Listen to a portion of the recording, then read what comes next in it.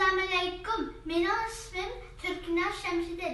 Ben sizlerge Abdurrahim Ötkür buvanın şiirini okup berek. Aynak Abdurrahim Ötkür.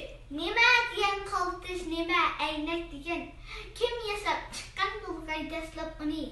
Sındırır taşlansa ve her partisi kırışlar her narsının del aynını. Sen o perdaz bilen kılmaz güzel. Bir güzelliğini ise kılıp koymaydı hem. Her kişi bulalırsa aynak kebi digilik şundak kişinin için adem. Nime diyen kaltız, nime aynak diyen. Mengirlik dostluğa şeksiz eski. Tutmasa her gün bilip aynaklı dost. Bolsun mın dostum kendine. Rahmet.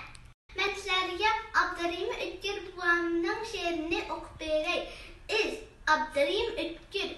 Yaş idik uzun seferge atlanıp çıkanıdır.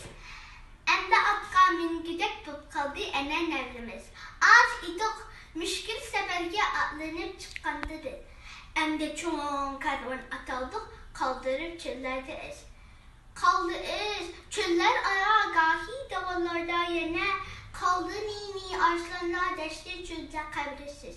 Kabrisiz kaldı demem. Yolun kızar handalıda. Gül çiçek yapır günür. Tanrı baharda karımız.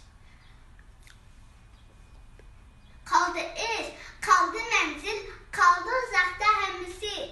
Çıksı boğuran, küçse kumlar, hem kiminles izimiz. Tıktımaz kervan yolu değil.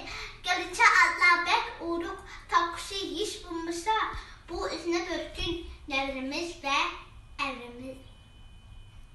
Rahmet.